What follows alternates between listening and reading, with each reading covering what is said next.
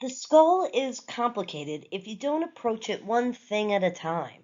So let's just start with the big, flat bones of the skull. These are all named for the parts of the brain they overlie. So tap your forehead. This is the frontal bone. All right, that one's easy. The parietal bones cover the top of the brain. You can only see the right parietal bone in this view, but there is a left and a right, and they're sutured together on the midline. At the posterior of the skull is the occipital bone. It is not only at the back, but it's also underneath the skull too. In fact, your spine connects with your brain through a hole in the occipital bone called the spine hole. I'm kidding, it's not called the spine hole. The temporal bone will be very important to us. It just has a lot of features on it that we will identify, like the ear hole here. Again, kidding. It's not the ear hole.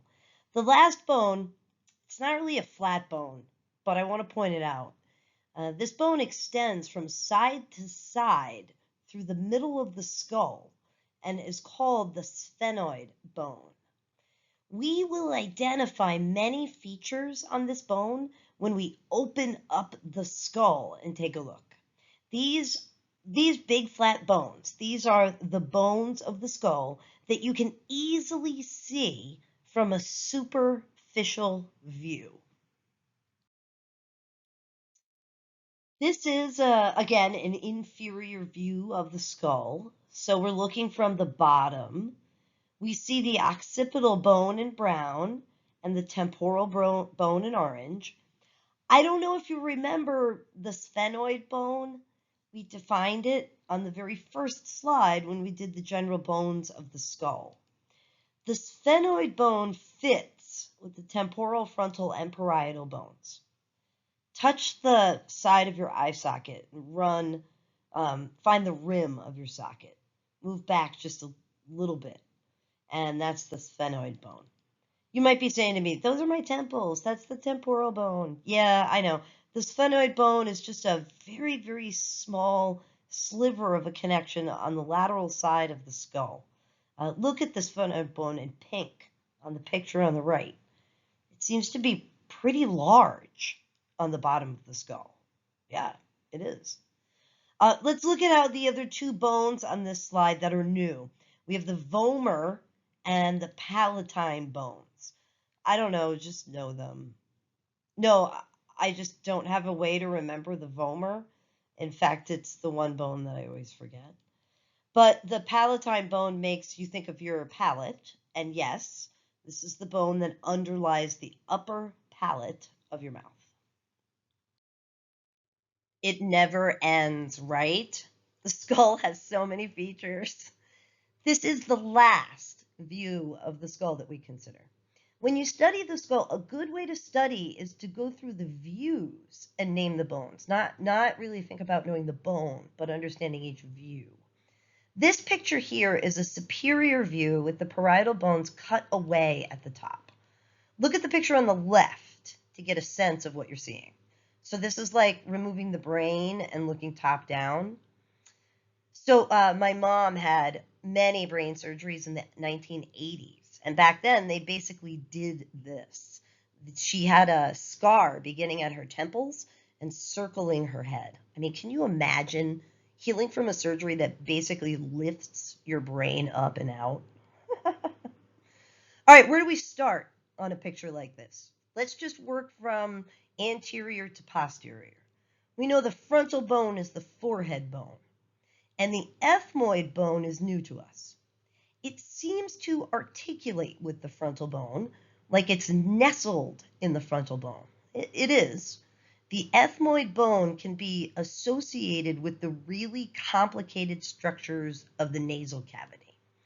Your nasal cavity is a lot bigger than the canals that lead to it. It's complicated cavern of bone and fleshy folds, and the ethmoid bone creates some of that cavern.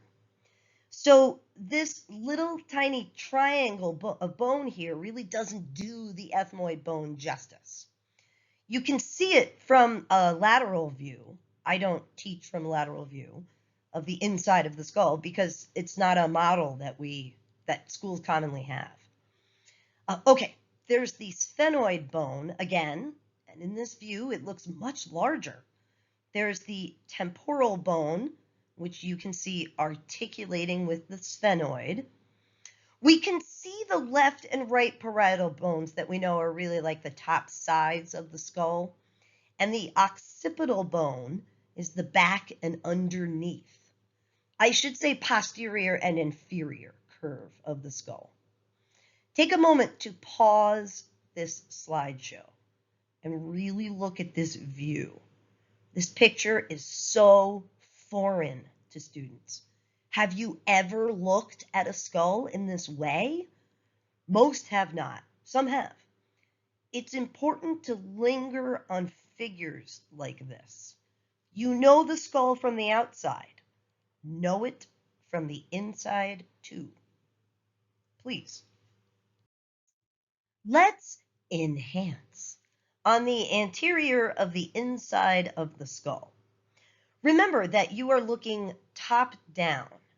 This little triangle here was that new bone called the ethmoid bone, and I said to associate this with the nasal cavity.